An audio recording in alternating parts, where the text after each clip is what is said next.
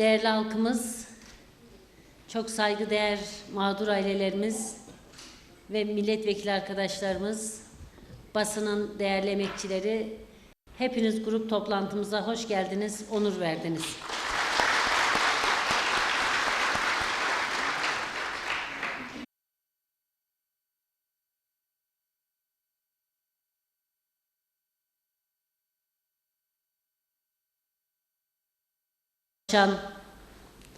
Katliamı vahşete haykıran, adalet davasından vazgeçmeyen, mücadele eden çok saygıdeğer mağdur ailelerimizi saygıyla selamlıyorum. Bir kez daha sizlere hoş geldiniz diyorum. Sizin davanız bizim davamızdır, insanlık davasıdır.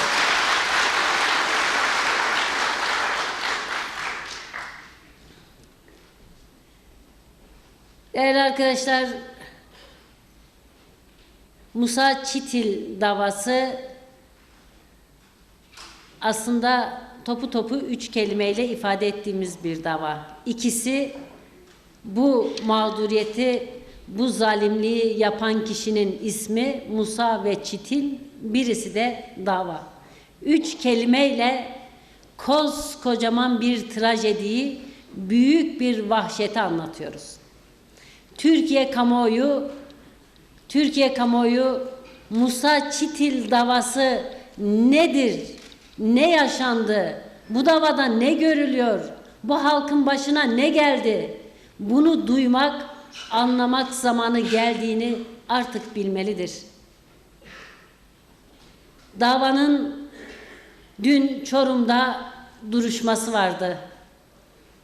Tam 20 yıldır 93-94 yıllarında Mardin bölgesinde yaşanan vahşeti dile getirmek için ailelerimiz adalet arıyorlar. Seslerini duyurmaya çalışıyorlar. Yaşadıkları vahşeti anlatmaya ve bunların sorumlularının yargılanması için adaletin tecelli etmesine katkı sunmak istiyorlar. Ama ne yazık ki bu adalet arayışı geciktiği gibi buna yanıt verme konusunda bugün açılan davada tatmin edici bir dava değildir. Değerli arkadaşlar, öncelikle ben kısaca 93-94'te neler yaşandı bir kez daha Türkiye kamuoyunun, tüm insanlığın vicdanına bunları kısaca sunmak istiyorum. Binlerce köy yakıldı. Binlerce fail meçhul cinayet işlendi. Göz altında tacizler, tecavüzler yaşandı. İnsanlar evlerinden, sokaktan, tarlalarından alınıp götürüldüler. Bir daha kendilerinden haber alınamadı. Yüzlerce, binlerce insan toplu mezarlara defnedildi. Hala başucunda ağlayabilecekleri bir mezarın dahi olmadığı aileler var. Bu bir vahşetti. Bu bir katliamdı. Bu bir topyekün savaştı. Bu bir halka dayatılan soykırımdı. Bir halkı imha etmeyi, imha edemediklerini teslim almayı hedefleyen topyekün savaş konseptiydi. Ve bu konsepti uygulayanlar vardı ve bunların her biri bulundukları bölgede birer zulüm abidesi gibidirler. Herkes onların adını hem nefretle hem korkuyla bugüne kadar yaşayarak geldi. Yaşananlar aslında korku salmak, korkuyu topluma egemen kılmak, insanları çaresiz itaat eder duruma getirmek için yaşatılan vahşetti. O dönem Şırnak'ta Mete Sayar vardı, sonrasına Levent Ersöz devraldı, Şırnak Cumhuriyeti vardı, Bitlis'te Korkmaz Tağma vardı, Mardin bölgesinde de Musa Çitil vardı. Halk bunların ne yaptığını tek tek şimdi herkes anlatabilir. Böyle bulunmaz, zor delil bulunacak, kanıtlanması gereken gizli saklı işlenmiş şeyler değildi. Ayan beyan, gün ortasında Hayatın ta içinde, herkesin gözleri önünde bir vahşet yaşandı. Gizlisi yoktu, saklısı yoktu. Yüzlerle, binlerle ifade edilen bu vahşet, gizli kapalı kapılar ardında, görünmez gözler önünde filan işlenmedi. Hala mağdurlar ortada, hala acısını yaşayanlar, travmasını yaşayanlar, bu eziyetin, işkencenin izlerini bedeninde, ruhunda taşıyanlar buradalar. Ama 19 yıl sonra, geçen yıl açılan dava, Adalet Bakanlığı'nın isteği üzerine Çorum'a nakledildi. Güvenlik gerekçesiyle. Ortada yüzlerce mağdurun olduğu bir insanlık davasını sanıkları, suçluları, katilleri korumak için Çorum'a naklettiler. Gözlerden ırak bir yere götürmek için. Ailelerin gidip davayı takip etmesini zorlaştırmak için. Bu mağdur aileler maddi manevi zaten yıkımdan çıkmış aileler. Yaşama tutunmaya çalışan aileler. Ama siz bunları yüzlerce kilometrelik yolu kat ederek bilmedikleri bir kentte dava takip etmeye mecbur bırakıyorsunuz. Bu ülkede davaların güvenlik gerekçesiyle başka bir yere nakledilmesine gerekçe gösterilebilecek bir tane olay göstersinler bize. Hak aramayı güvenlik problemi olarak zannediyorlarsa biz vallahi hakkımızı Kaf Dağı'nın ardında da olsa orada da ararız.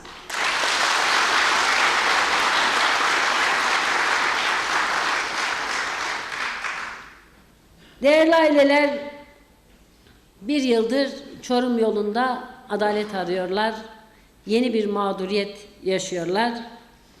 Bu dava kapsamında hazırlanan iddianame gerçeği, hakikati tamamen yansıtmadığı gibi var olan haliyle bile büyük bir insanlık suçu davası olduğunu kanıtlar niteliktedir. 13 faili meçhul cinayet bu dava kapsamında yargılanıyor. Yine 400'ü aşkın aralarında rütbeli askerlerin, subayların da olduğu askerler tarafından gözaltında toplu tecavüze maruz kalan Şea davası da bu davanın kapsamında. Musa Çitil, Şea'nın toplu tecavüze maruz kaldığı bölgede komutanlık yapıyordu. O davayı delil yetersizliğinden kapattılar.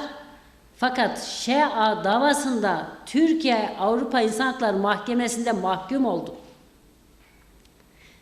Ahim'de mahkum oldukları bir davayı bugün yeniden üstünü kapatarak ve Musa Çitil davasında bu konudaki delillerin, gerçeğin, hakikatin ortaya çıkmasını önleyecek bir yaklaşımla bu davayı sürdürmeye çalışıyorlar.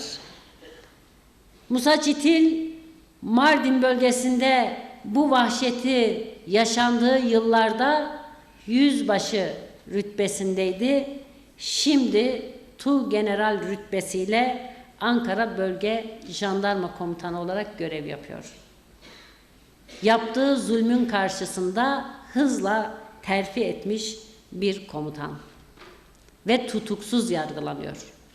13 faili meçhul cinayet ve toplu tecavüz iddiasının olduğu bir davada bu insan tutuksuz yargılanıyor ve hala elinde silah, güya bu ülkenin namusunu bekliyor. Bunu kime izah edebilirsiniz, kime anlatabilirsiniz? Her şey bir yana, sadece ve sadece en temel hukuk kuralı olan şu kuraldan hareket etseniz, soruşturmanın selameti için bu insanı görevsiz bıraksanız bile bu işleri biraz daha doğru yönetme iddiasında olduğunuza inanabiliriz. Ama hala tutuksuz, hala görevinin başında, hala rütbesi yükselmeye devam ediyor. Bir taraftan da göstermelik bir yargılama, bin bir güçlükle, bin bir bahaneyle ailelerin yollara döküldüğü, Çorum'a sürgüne gönderilmiş bir dava. Yani arkadaşlar, bunlar şunu anlamıyorlar. Binlerce, milyonlarca insan bunu yaşadı. Yaşanmış olan toplumsal hafızada yer eder. Her birimizin bireysel hafızasında ve toplumun, Kürt halkının hafızasında bu vahşet yer etmiştir. Bu vahşetin zararını ortadan kaldırabilecek tek şey adil bir yargılamadır. Bir yüzleşmedir. Bir daha asla bu tür şeyler yaşanmayacağına dair güveni artıracak bir tutum ve yaklaşımdır.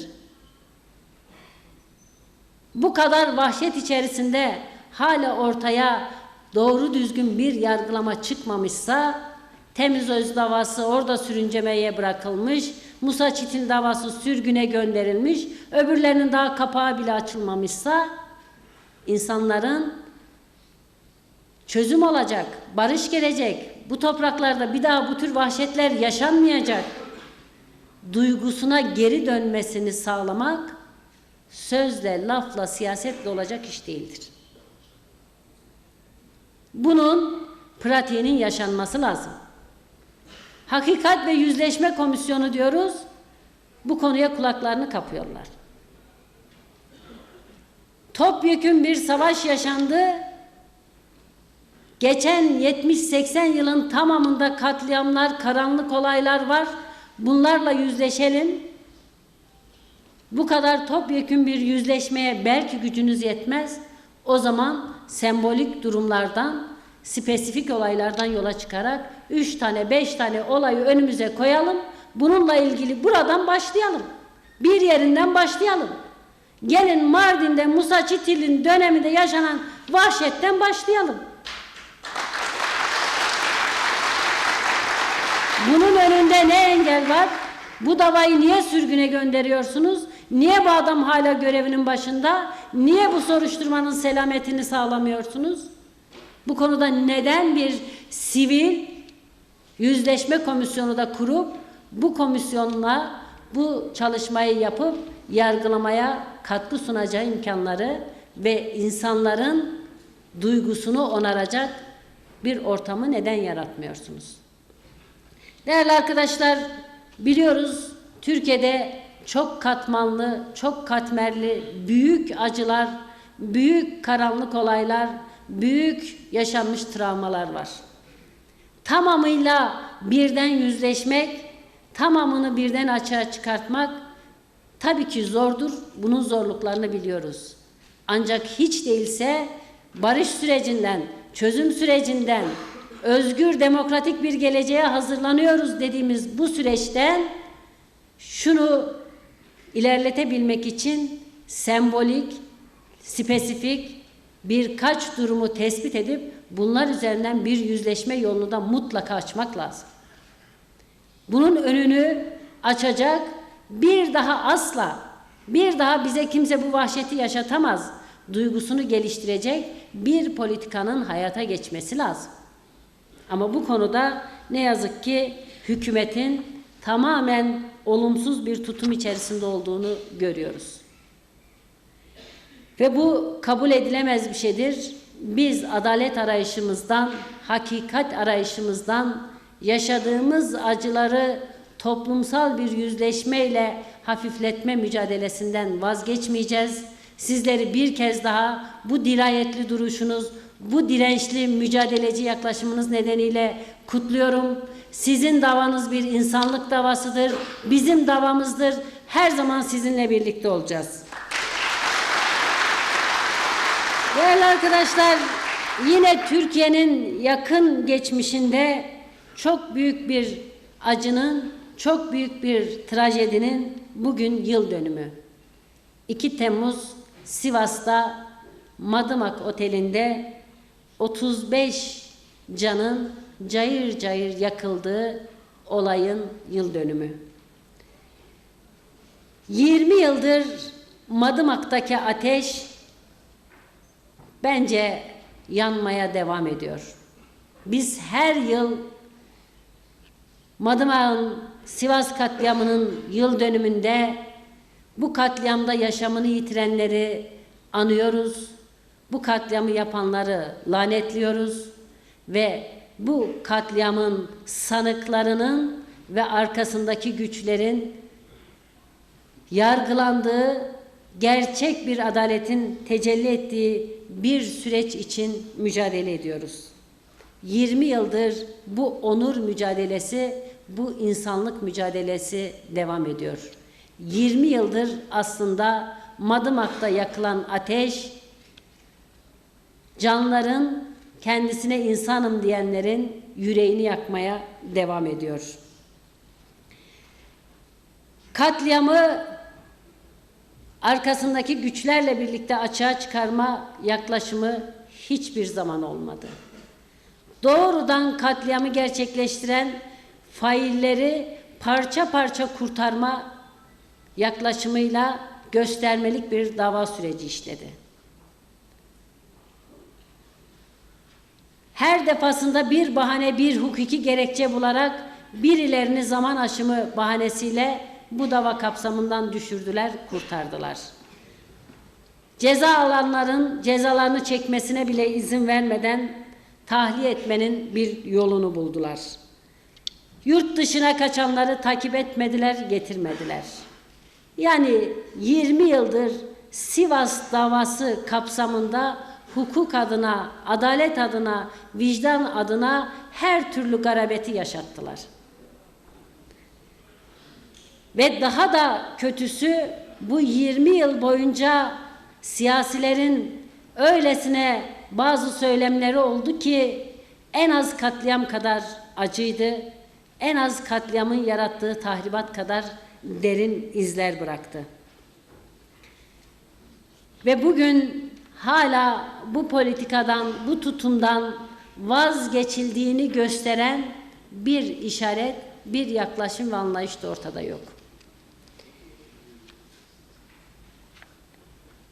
Her gün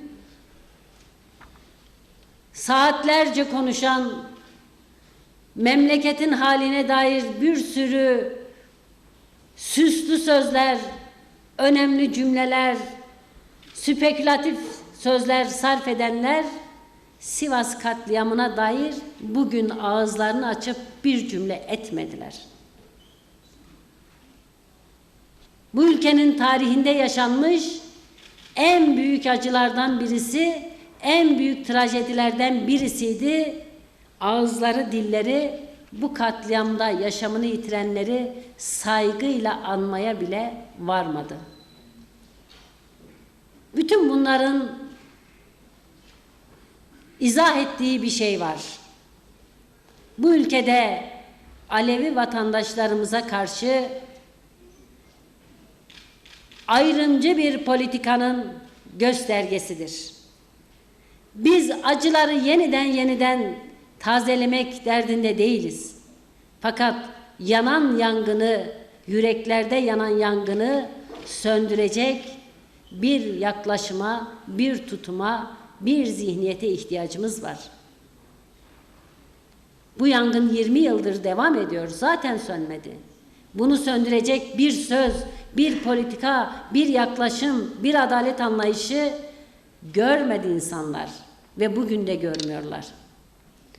Değerli arkadaşlar, biz Sivas katliamı vesilesiyle sokağa çıkan, hem yaşamını yitiren canları anan, hem katliamı protesto eden, kınayan, hem de bundan sonra yapılması gerekenleri ifade eden herkesi yürekten kutluyoruz. Bu mücadele devam etmelidir. Sivas katliamıyla bir yüzleşme mutlaka yaşanmalıdır. Neden yaşandı? Kim yaptı? Arkasındaki güçler neydi? Bunların açığa çıkacağı bir yüzleşmeye ihtiyacımız var.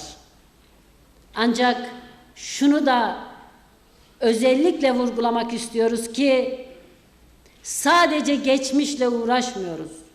Bugünü ve geleceğimizi de konuşmak istiyoruz. Türkiye'de yaşayan milyonlarla ifade edilen Alevi yurttaşlarımızın temel talepleri artık karşılanmalıdır. Sivas'la gerçek anlamda yüzleşme ancak böyle mümkün olacaktır. İnançlarına, kültürlerine, yaşam tarzlarına saygı gösterilmelidir. Ne yazık ki bu konuda yaşadığımız şu günlerde hala sahte bir yaklaşımla, hatta yaraları kaşıyan bir yaklaşımla karşı karşıyayız. Bir taraftan Alevi toplumunun toplumsal hafızasına kazınmış tarihsel katliamları hatırlatan Yavuz Selim ismini bir köprüye veriyorlar ve bundan hala bir adım geriye atacaklarına dair bir işaret yok ortada. Bunun üzerinden siyaset ve politika yapıyorlar. Canım Yavuz Sultan Selim ismi orada kalsın, Sabiha Gökçen'i değiştirelim. İki katliamcıdan birini tercih etmek zorunda mıyız? Gelin ikisini de değiştirelim. Samimiyseniz Sabiha Gökçen'i de değiştirelim, Yavuz Sultan Selim'i de değiştirelim. Siyaset yapmayın. Bir toplumun yaşadığı travmalar, acılar üzerinde siyaset yapmaktan daha kötü, daha vahşi bir durum olamaz. Travmalarla niye bu kadar oynuyorsunuz? Yıllarca biz bunu söyledik. İnsanlar açıklama yaptılar. Dersim katliamı, Dersim katliamında rolü olanlar, bunların isimlerinin havaalanına verilmesi bir travmadır. Tabii ki ortadan kalkmalıdır. Bunu kaldırın. Niye kaldırmıyorsunuz? Şimdiye kadar kaldırdınız da size Sabiha Gökçen ismini niye değiştirdiniz? Bu havaalanına Sabiha Gökçen ismini değiştiremezsiniz diye bir itiraz mı geldi? Ama bunu siyaset malzemesi yaparsanız başkaları da aynı şekilde siyaset malzemesi olarak size dönerler. Yeter artık. Alevi yurttaşların, Kürt yurttaşların, bu ülkedeki mağdurların, mazlumların üzerinden siyaset yapmayın. Statükoyu korumak isteyenlerle, geçmişteki katliamlarda rolü sorumluluğu olanlarla, bugün farklı söylemlerle statükoyu yeniden yaşatmak isteyenler, karşılıklı siyasi rekabetlerini bizim üzerimizden yürütmesinler. Biz mağdurlar, mazlumlar, katliamlara maruz kalanlar, ötekileştirilenler, reddedilenler hep beraber birlikte topyekün bir temizlenme istiyoruz. Katliamlarla adı anılan, bu topluma, halka acı yaşatan kim varsa herkesin ismini kışladan da silin, okuldan da silin, havaalanından da silin, köprüden de silin. Hala Kenan Evren ismiyle okullar var. Hala Kenan Evren ismiyle mahalle isimleri var. Böyle burada insanların yaşadığı acılar ve travmalar üzerinden siyaset yapmayın. Elinizi tutan yok. Sabiha Gökçen'i de değiştirin. Yavuz Sultan Selim'i de değiştirin. Kimse de buna karşı çıkmayacaktır. Sabiha Gökçen'in gerçek adını versinler başına. Hatun Sırrıcı yapıyorsun. Şimdi bu konuda biraz önce de söyledim. Gerçekten bu ülkede çok katmerli yaşanmış acılar, çok katmerli yaşanmış travmalar ve katliamlar var. Tamamıyla bir anda yarın sabah kalktığımızda baş etmeyi biz de umuyoruz ama bir yerden başlamak gerekir. Bunların bir yerden başlama niyeti yok. Problem burada. Değerli arkadaşlar, bu konuda biz Alevi yurttaşlarımızın eşit yurttaşlık temelinde yürüttükleri mücadele çok haklı, çok meşru, çok demokratik bir mücadeledir. Hepimizin mücadelesidir. Eşit yurttaşlık temelinde kimliklerine, kültürlerine, inançlarına, yaşam tarzlarına, felsefelerine herkes saygı göstermek zorundadır. Kimse Aleviliği tanzim etmeye kalkışmasın. Yeni biçim, yeni form vermeye kalkışmasın. Alevler Aleviliği nasıl biliyorsa öyle yaşasınlar, devlet de buna saygılı olsun. Yapılması gereken budur. Yeni ikinci Alevi açılımı diye bir daha ötelemeye, oyalamaya, bunun üzerinden siyaset yapmaya kimsenin tahammülü kalmadı. Talepler de ortada, yapılması gerekenler de ortada. Yapmaya niyetiniz varsa yapın, yapmaya niyetiniz yoksa bari susun, üzerinde siyaset yapmayın. Değerli arkadaşlar, Sivas katliamının yıl dönümünde bu gerçekleri söylemek ve bu gerçeklere uygun bir tutum almak hepimizin insanlık görevidir. İnsanlık görevini yerine getirmek için bugün alanlara çıkan, meydanlara çıkan herkesi kutluyorum. Mücadelelerinde başarılar diliyorum. Değerli arkadaşlar, gerçekten grup toplantılarımızı yaparken zorlanıyoruz. Şundan zorlanıyoruz. Bir acıyı anlatıyorsun, bir daha anlatıyorsun, öbür acıyı anlatıyorsun, öbür travmayı anlatıyorsun, öbür katliamı anlatıyorsun. Anlat bitmiyor. Buna artık bir dur demek için biz barış sürecini başlattık. Bir barış süreci ve çözüm süreci, bu acılar, bu travmalar, bu katliamlar bir daha yaşanmasın diye başlatılmış bir süreçtir. Birilerinin kendilerine siyasi manevra alanı bulması için başlatılmış bir süreç değildir. Ama yıllardır bu acıları en katmerli şekilde yaşayan Lice'de birkaç gün önce yine büyük bir acı yaşadık. Karakol yapımını protesto etmek için barış sürecine, çözüm sürecine katkı sunmak için karakol inşaatının önüne giden insanların üzerine ağır silahlarla ateş açıldı. Hakikat budur. Bunun üzerine istediğiniz kadar yalanı, spekülasyonu, çarpıtmayı ekleyin, bu hakikati değiştiremezsiniz. İnsanların elindeki pankartlar var. Savaş değil barış istiyoruz diye köylüler pankartını yapmış, o karakol inşaatının önüne gitmişler. Görüntüler var. Yaşlı bir ana Kürtçe haykırıyor. Biz savaş değil barış istiyoruz diye. Görüntüler ortada. Sizin kaymakamınızın söylediği rakam ortada. Topu topu 200-250 kişilik bir halk, sivil halk topluluğu. Çoğu kadın, çocuk ve yaşlı. Bu Türk Silahlı Kuvvetleri'nin, karakolun, ordunun acziyet içerisinde olduğunu mu söyleyeceğiz? Yani bu 200 kişinin, 250 kişinin orada karakola zarar vermesinin, bu sivil savunmasız insanların karakola zarar vermesini önlemenin, velev ki bunlar zarar verecekti, önlemenin başka hiçbir yolu yok muydu? Bu sivil savunmasız insanları ağır silahla tarayacak mıydınız? Sizin politikanız buysa bizim barış sürecinden, çözüm sürecinden anladığımız bu değil. Kusura bakmayın. Bu ikisi yan yana durmaz. Hem barış sürecinden, hem çözüm sürecinden, diyalogtan, sorunları çözmekten bahsedeceksin. Hem de en demokratik hakkını kullanan sivil, savunmasız insanların üzerine ağır otomatik tüfeklerle ateş açacaksın, arkadan vuracaksın.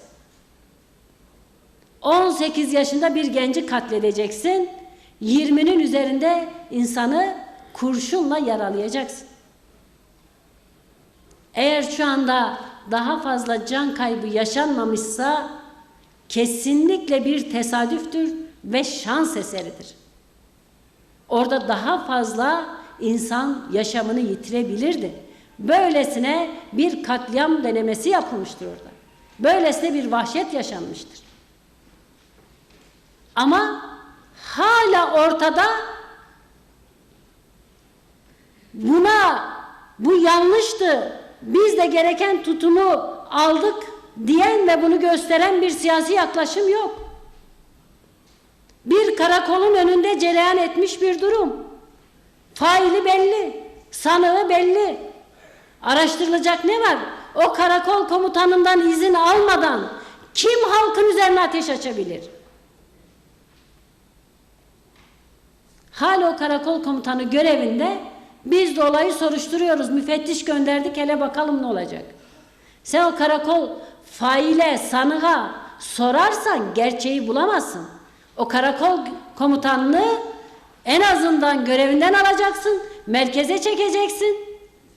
Bu şaibe altında olmayan birini oraya göndereceksin, müfettişlerini de halktan bilgi almaya göndereceksin.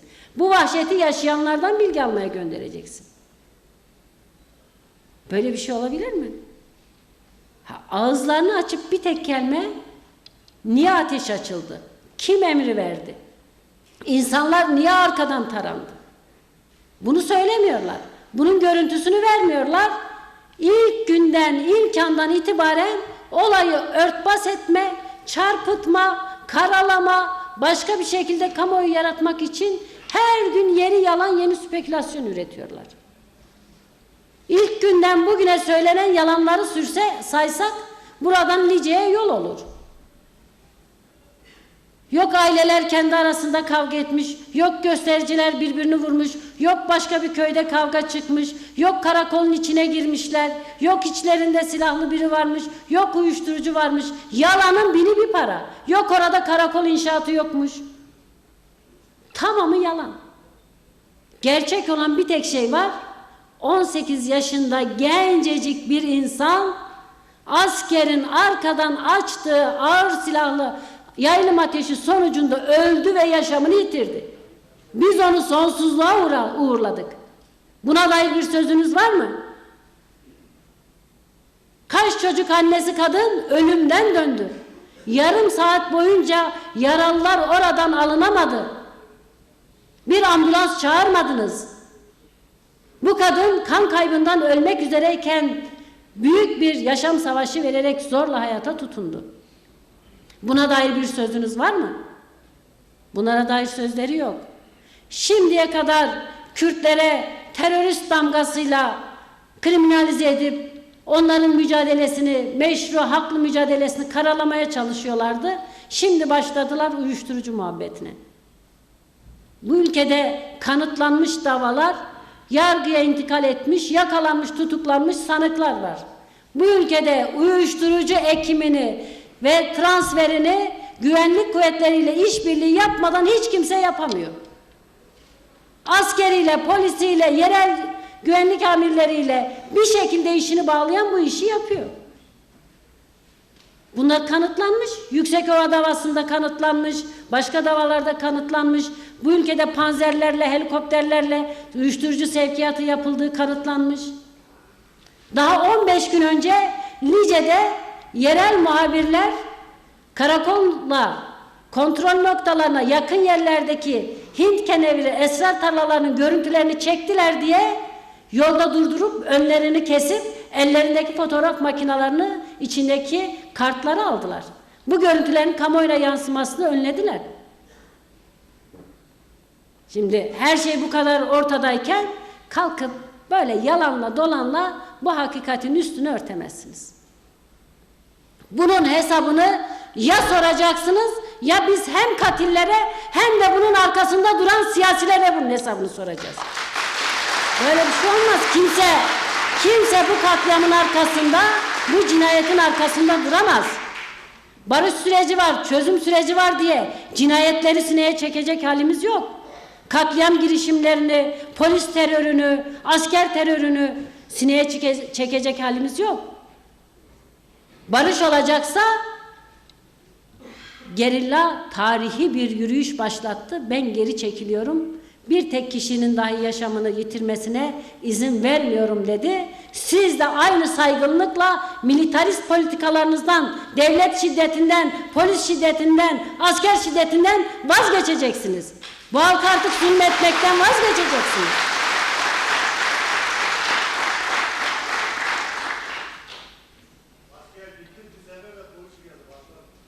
Değerli halkımız, bunlara izin vermeyeceğiz. Bunlara izin vermeyeceğiz. Böyle spekülasyonla, yalanla, dolanla bu mücadeleyi de karalayamazlar, halkı da karalayamazlar. Buradan ilan ediyorum. Uyuşturucu ekim yapılan yerlere bırakın biz sivil halkla binlerle birlikte yürüyelim, gidelim o tarlalarda ne varsa söküp atalım. Bu askerle yapılacak iş değil. Biliyoruz. Geri çekilme süreci başladığı günden bugüne Lice bölgesinde her gün asker arazide. Bu uyuşturucuyla mücadele etmek için geri çekilme sürecini mi beklediler bunlar? Şimdiye kadar neredeydiler? Bunu sorgulamayan bir iktidar bu halka samimiyetini kanıtlayamaz. Bahane çok. Böyle şey olabilir mi? Bırakın. BDP Gençlik Meclisi uyuşturucuya, fuhuşa zorlamaya, madde bağımlılığına karşı kampanya başlattı. Ben buradan söylüyorum. Önümüzü kesmeyin. Karakollarda barikat kurmayın. Yollarda yürüyüşümüzü durdurmayın. Ben on binlerce gençle Lice'deki bütün uyuşturucu tarlaların üzerine yürüyeceğim. Var mısınız buna?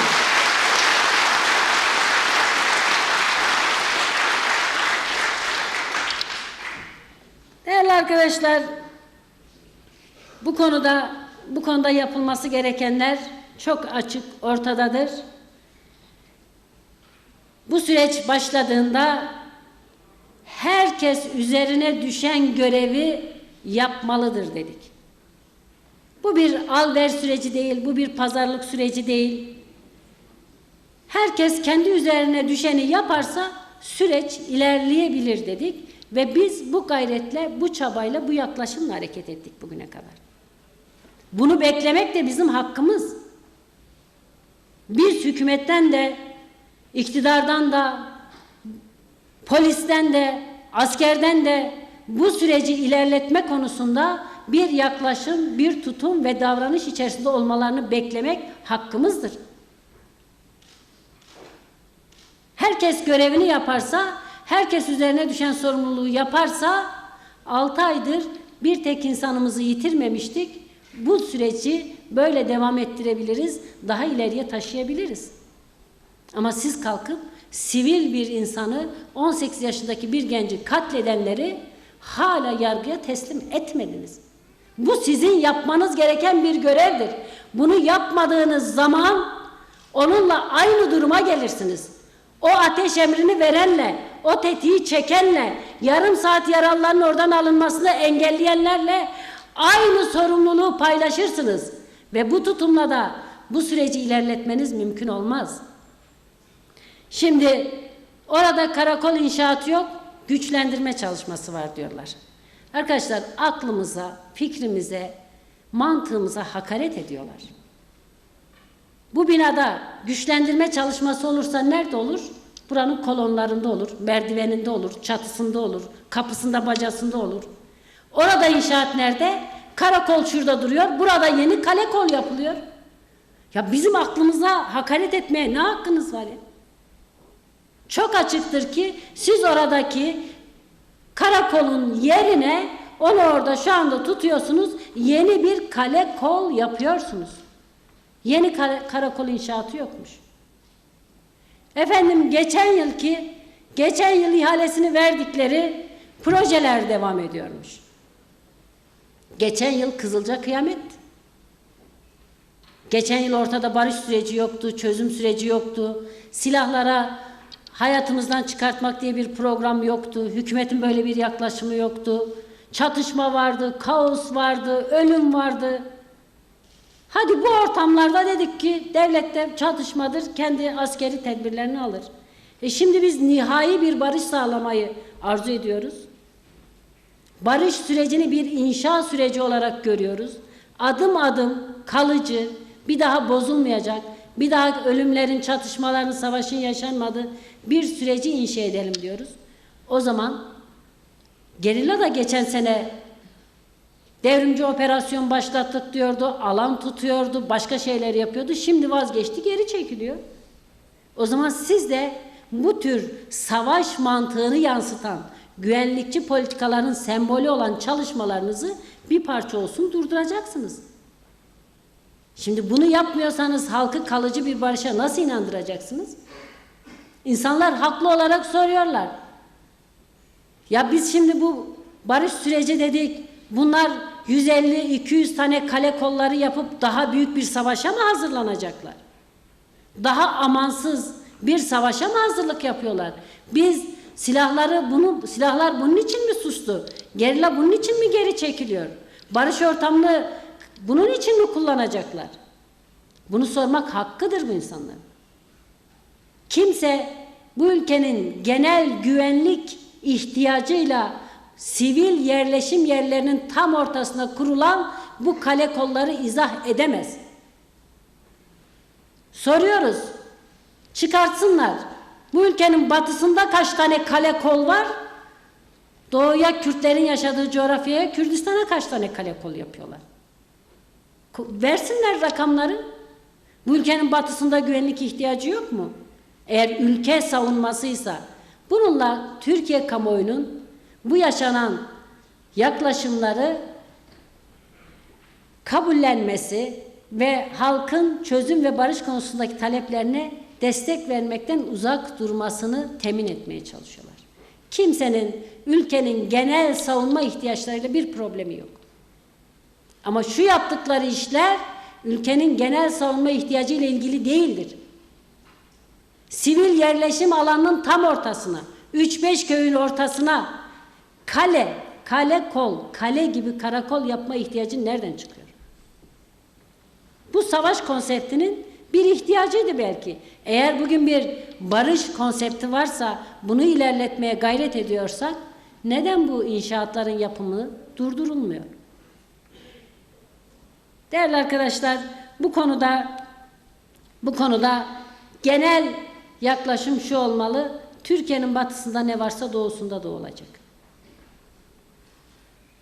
Bunun ötesindeki her şey ayrımcılıktır, halkı tehdit olarak algılamaktır, halkı sindirmek, korkutmak, baskı altında tutmak, basınç altında tutmak için militarist politikaları toplumun yaşamının tam ortasına koymaktır.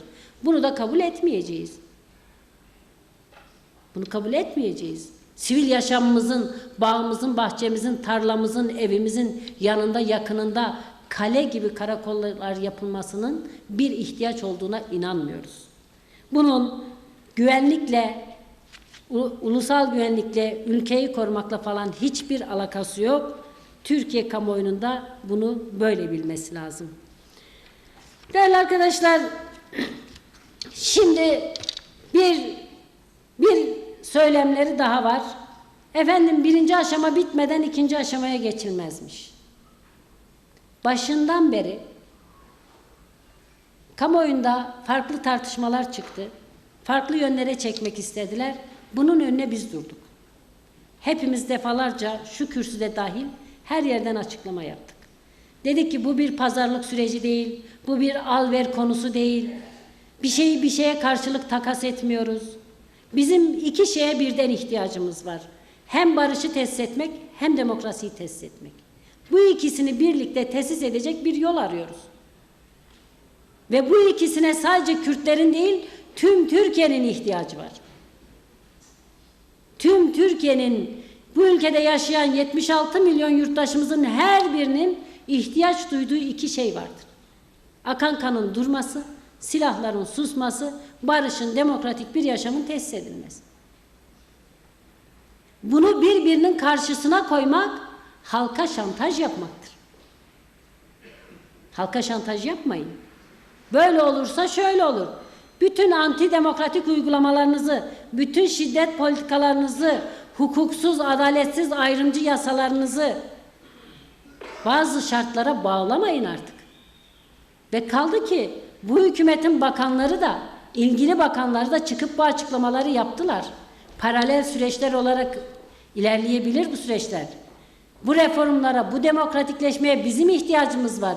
AİHM'in kapısında yığılmış binlerce dava var. Cezaevinde binlerce siyasi tutuklu var.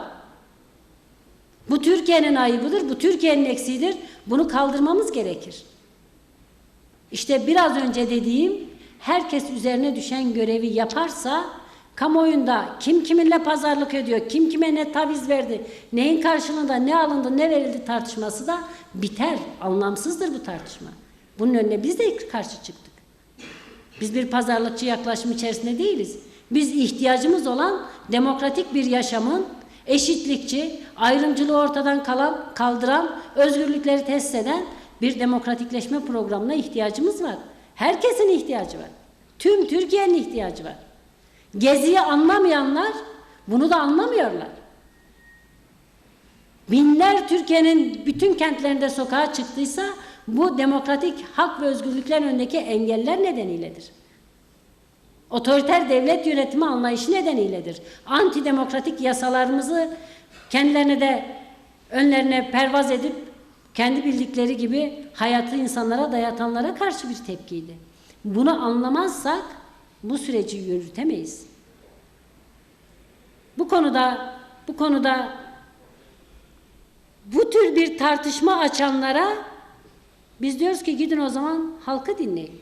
O zaman halk da diyor ki hangi hakkımızı kazandık, gerilla niye geri çekiliyor? Biz diyoruz ki böyle bir tartışma yapmayın. Böyle bir tartışma yapmayın. Gerilla kendi üzerine düşen tarihi görevini ve sorumluluğunu yaptı. Barış konusunda kararlı olduğunu, ısrarcı olduğunu, bu politikayı yürütmek istediğini, kalıcı bir barışın önünü açmak istediğini göstermek için böyle bir tarihi karar aldı. Bu doğrudur. O kendi üzerine düşeni yaptı. Herkes de kendi üzerine düşeni yapsın. Değerli arkadaşlar, bu nedenle yani çok şey söylendi ama kimseye verilmiş sözümüz yok cümlesini ben anlamakta zorluk çekiyorum. Sayın Beşir Atalay, biz kimseye bir söz vermedik diyor. Siz bu halka söz vermediniz mi? Her gün televizyonlara çıkıp biz reformlarda kararlıyız, biz demokratikleşmede kararlıyız, bu süreci bir demokratikleşme, bir demokratik değişim süreci olarak görüyoruz demediniz mi? Birilerine başka bir yerde söz vermenize gerek yok. Türkiye kamuoyu hepimiz, Kürdü, Türk'ü, demokrasi güçlerinin tamamı bu sürece biz niye destek verdik? Demokratik, özgür bir gelecek kurulacak diye destek verdik. Kamuoyunun karşısında bu sözleri verdiniz. Şimdi kimseye verilmiş sözümüz yok diyorlar. Arkasından kimsenin hayal edemeyeceği paket hazırlıklarımız var diyorlar. Ya biz artık bugüne kadar yaşadıklarımızdan kaygılanıyoruz. Acaba hayali bir paket hazırlığını hayal edemeyeceğiniz kelimesiyle kamufle mi ediyorlar? Hani bu konuda Türkiye'nin acil demokratikleşme ihtiyacı kapıya gelmiş, dayanmıştır. Bunu öteleyemezsiniz, bunun üzerinden atlayamazsınız, bunu geçiştiremezsiniz. Yapılacak tek şey vardır, el ele vermek ve bu demokratikleşme programını açığa çıkartmak, toplumun onayına sunmak, birlikte çalışmak, bu işi ilerletmenin bir yolunu bulmak. Niye zaman baskısı yaratıyorsunuz diyorlar. Zaman baskısını biz yaratmadık. Zaman baskısını siz 11 yıllık iktidarınızı keyfinize göre harcayarak siz yarattınız. 11 yılı boşuna heba ederseniz şurada seçime kalmış, resmi seçim takviminin başlamasına kalmış 6 ay, bunun 3 ayını parlamentoyu tatil edeceksiniz. 1 ayını bütçe görüşmeleri diye geçiştireceksiniz. Geriye kalan 2 ayı nasıl kullanacağınıza dair şu anda kamuoyuna yaptığınız hiçbir açıklama yok. Bu zaman baskısını siz yaratıyorsunuz. Biz yaratmıyoruz. Biz sadece artık demokrasi konusunda, reformlar konusunda acil ihtiyaçlarımız var. Ertelenemez ihtiyaçlarımız var. Ötelenemez ihtiyaçlarımız var. Bunların mücadelesini veriyoruz, görünür kılmaya çalışıyoruz, adım atılmaya teşvik etmeye çalışıyoruz. Hepsi bu kadar. Değerli arkadaşlar, bu konuda zaman baskısının kendilerinden kaynaklandığını iyi bilecekler. 2 yıl önce bu parlamentoda Anayasa Uzlaşma Komisyonu kurulduğu günden beri söyleye söyleye dilimizde tüy bitti. Eğer bir demokratik anayasa yapacaksak, bir uzlaşı metni, toplumsal yeni bir sözleşme yapacaksak dışarıda barış iklimine ihtiyacımız var dedik. Bir türlü anlamadılar. 1,5 yıl amansız bir çatışma ve savaşı yürüttüler. Şimdi getirmişler zaman baskısı var diyorlar. Yıllardır acil demokrasi paketi diyoruz, yol temizliği paketi diyoruz. Ta referandum sürecinden bugüne yapılması gereken darbe artı anayasalardan kurtulmak gerekir diye çözüm paketlerini önlerine koyuyoruz. Yıllardır geçiştiriyorlar, öteliyorlar. Şimdi gelmişler zaman baskısı yaratıyorsunuz diyorlar. Bu zamanı daraltan, bu kısa zamana sıkıştıran sizsiniz. Ama şunu diyecekseniz bunu da çıkın samimiyetle herkese söyleyin. Bize de söyleyin. İmralı'da görüşme yaptığınız Sayın Öcalan'a da söyleyin. Türkiye kamuoyuna da halka da çıkın söyleyin. Deyin ki biz önümüzdeki seçimden önce hiçbir şey yapamayız. Çünkü geriye başka bir zaman yok. Açık.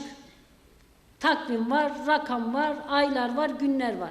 Matematik hesabı yapmayı da hepimiz biliyoruz. Önümüzdeki Mart ayında seçim var. Ocak ayı itibariyle resmi seçim takvimi başlayacak. Artık ne parlamento çalışabilir, ne siyaset yeni bir yasa çıkarabilecek atmosfer bulabilir. Aralık ayı, Kasım'ın yarısına itibaren meclis bütçe görüşmeleri var. Bu yaz parlamentoyu tatil etmeyin, çalıştıralım dedik. Ona yanıt vermiyorsunuz. Geriye kalmış topu 2 ayınız. O zaman çıkın. Hiç değilse şunlara ihtiyacımız var. Bu kadarını yapamıyoruz ama şunları da yapacağız deyin. Bir an önce kamuoyunun karşısına bir taahhütle, bir programla, bir yol haritasıyla çıkın. Yoksa böyle bir şeyiniz hayal satmayın artık. Çıkın, öbürünü söyleyin. Deyin ki seçimden sonraya kalacak her şey. O zaman da herkes hesabını buna göre yapar. Değerli arkadaşlar,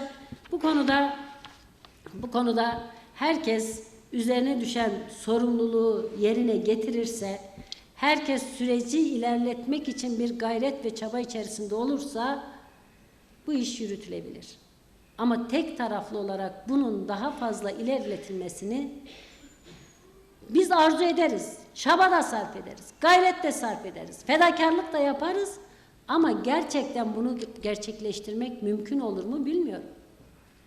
Dünya deneyimlerinin ortaya çıkarttığı en önemli sözlerden birisi İrlanda barış sürecinde rol alan Jonathan Powell'ın bir sözüdür. Barış süreçleri, çözüm süreçleri bisiklet sürmeye benzer. Pedal çevirmeyi durdurduğunuz an bisiklet devrilir. Biz pedali çevirmeye çalışıyoruz. Bir tarafından basıyoruz. Öbür taraftan birileri ayağını koymuş dönmüyor. Bunun yolu budur. Bir adım daha. Bir hafta 10 gün geçtiğinde kamuoyu demeli ki ya şöyle de bir şey daha yapıldı. Şimdi diyorlar işte barış ortamı var, huzur var. Halk bundan memnun, dağa kıra pikniğe çıkıyor. Vallahi bunu gerilla temin etti. Hakkını teslim etmek lazım. Bunu Sayın Öcalan temin etti. Bunu hükümet yapmadı. Sayın Öcalan her şeye rağmen dedi ki biz demokratik siyasete kapı aralamak istiyoruz. Bu ölümleri durdurmak istiyoruz. Tarihi bir deklarasyon yayınladı. Gerilla'da bu yaklaşıma, bu çabaya değer verdiğini, buna uyacağını söyledi. Tarihi bir karar aldı. Geri çekilme sürecini başlattı. Ateşkes ilan etti. Bu çatışmasızlık halini temin ettiler. Şimdi hükümet ne yaptı? Hükümet bunu biz yaptık diye övüneceğine ben de demokratikleşme konusunda şunu yaptım. Ben de şu haksızlığı önlemek için bunu yaptım. Şu yanlışın üzerine böyle gittim. Şu doğru yapılması gerekeni böyle yaptım diye bir projeyle çıksın ortaya. Bir icraatıyla, bir fiiliyle yaptığı bir işle ortaya çıksın. Yani eğer 6 aydır ölümler olmuyorsa bunda Sayın Öcalan'ın, gerilla'nın aldığı tutum, kararlılık ve bu konudaki ısrarcı pratik adımlarını atma yaklaşımı bunun arkasındadır. Ve biz bunun devam etmesini, ilerlemesini arzuluyoruz. Kalıcı bir barışa gitmek istiyoruz. Eksiklerimizi, yanlışlarımızı toparlayalım diyoruz. Bunları yapma konusunda ortada bir politika yok, bir taahhüt yok, bir yol haritası yok, bir icraat yok. Ne var? BDP neden hükümet adım at diye kampanya başlatmış. Bundan rahatsız oluyorlar. Hani bu süreç demokratik siyasetin önünü açacaktı? Biz buna inandık. Demokratik siyasetin önünü açacağız. Sokağa çıkacağız, meydana çıkacağız, toplantı yapacağız, gösteri yapacağız, politika açıklayacağız, en aykırı görüşlerimizi söyleyeceğiz, çözüm konusundaki önerilerimizi, taleplerimizi açığa çıkartacağız ve bununla birlikte demokratik bir mücadeleyle demokratik bir gidişatı ilerleteceğiz diye.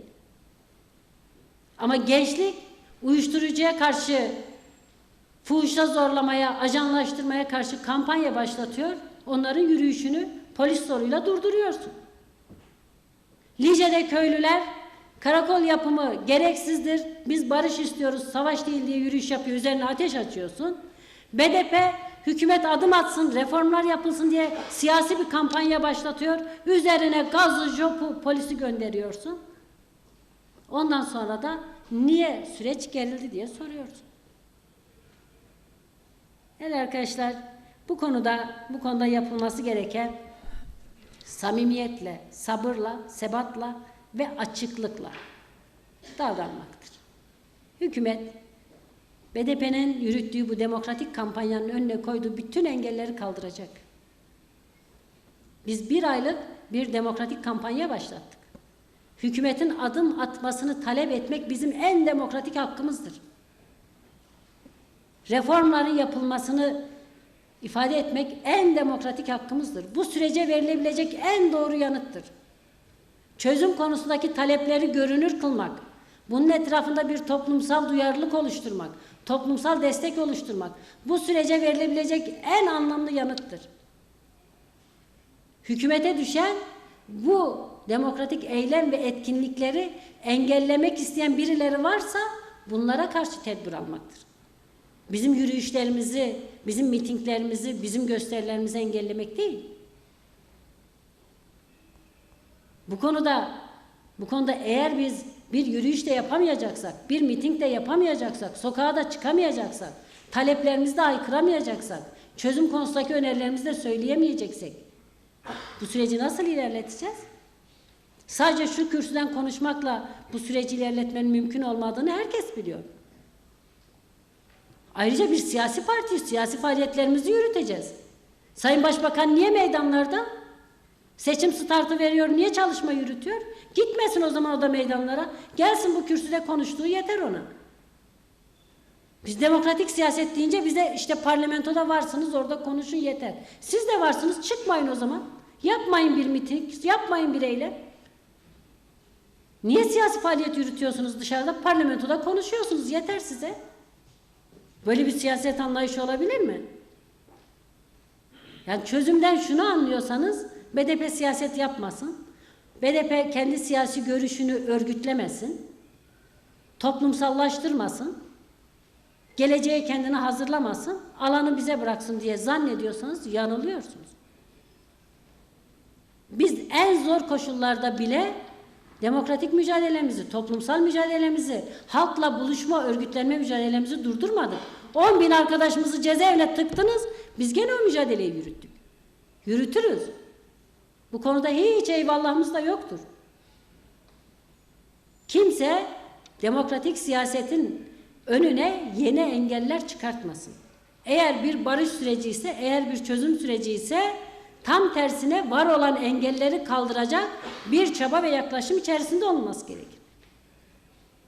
Hala bu ülkede seçim barajı diye bir rezalet var. Hala bunun gerekli olduğunu söyleyen bir başbakan var ve ben buna karşı çıkıp kampanya yapamayacağım. Böyle bir şey olabilir mi? Çok açık ve net bir şekilde diyorsun ki bu ülkenin seçmenlerinin %10'u, yani bu farklı siyasal görüşü, yaklaşımı olabilir ama baraj var, siz baraja takılacaksınız. Boşuna baraja takılmayın, gelin bana oy verin. Ve bunun adına da demokratik siyaset diyeceksin. %10'una, seçmenlerin %10'una, yaklaşık 4,5-5 milyon insana diyor ki bu seçim barajı, sizin oyunuzun bir kıymeti yoktur. Boşuna heba olacak. Verseniz bile bu bir siyasi iradeye, bir temsile dönüşmeyecek. Oradan vazgeçin, gelin bana. Çoğunluk kimse ona oy verin. Böyle bir demokratik siyaset olabilir mi? Bunu kabul etmemizi bekleyenler bunu bize barış süreci diye falan yutturmasınlar. Bunlara karşı güçlü bir demokratik muhalefeti bugüne kadar örgütledik. Bundan sonra da örgütleyeceğiz. Mücadelemizi güçlü bir şekilde yürüteceğiz. Ve biz görüyoruz ki aslında tüm Türkiye'de bu demokratik reformlar konusunda, yol temizliği konusunda çok güçlü bir toplumsal irade var. Bu toplumsal irade her geçen gün daha güçlü bir şekilde açığa çıkıyor. Kimse bu reformların önünde duramaz. Durmaya kalkışanları ilk seçimde bu halk sandığa gömer. Bu iktidar ilelebet kendilerine kalacak falan zannetmesinler. Bunların artık savunulabilir hiçbir yanı kalmamıştır. Ben bu vesileyle tüm halkımıza, kadınlara, gençlere, herkese sesleniyorum. Eylem ve etkinliklere en güçlü şekilde katılın. Demokratik hakkınızı sonuna kadar kullanın. Sesinizi, sözünüzü, sloganınızı en güçlü şekilde söyleyin. Kimse bunun önüne çıkamaz. Barış süreci bunun önünde engel değildir. Tam tersine barış süreci bunlar daha iyi yapılsın diye başlamıştır. Biz barış sürecinden bunu anlıyoruz. Demokratik siyasetin güçleneceği bir süreç olarak anlıyoruz. Bunun önüne çıkarılabilecek hiçbir engeli de kabul etmiyoruz. Değerli arkadaşlar, önümüzdeki salı günü Ramazan ayı başlayacak, Ramazan orucu başlayacak. Ben öncelikle tüm halkımıza, inananlara, herkese Ramazan ayının hayırlı ve uğurlu olmasını diliyorum. Bu kutsal ayın barış ve çözüm çabalarımıza katkı sunan bir ay olarak geçmesini, buna vesile olmasını arzuluyorum, temenni ediyorum. Tüm halkımıza şimdiden dualarınızı barış için, çözüm için yaptığınız dualara bizler de buradan şimdiden katkı yapmak istiyoruz. Bu dualarınız kabul olsun. Dualarınızı daha güçlü yapın. Daha çok barış, daha çok çözüm, daha çok demokrasi, daha çok özgürlük isteyen, bu konuda çabasını ortaya koyan, mazlumların, halkımızın yanında tutum alan, dualarını bunun için söyleyen bir ay geçirmeyi diliyor ve temenni ediyoruz. Herkese bir kez daha Ramazan ayı hayırlı, uğurlu olsun diyorum ve hepinizi saygıyla, sevgiyle selamlıyorum.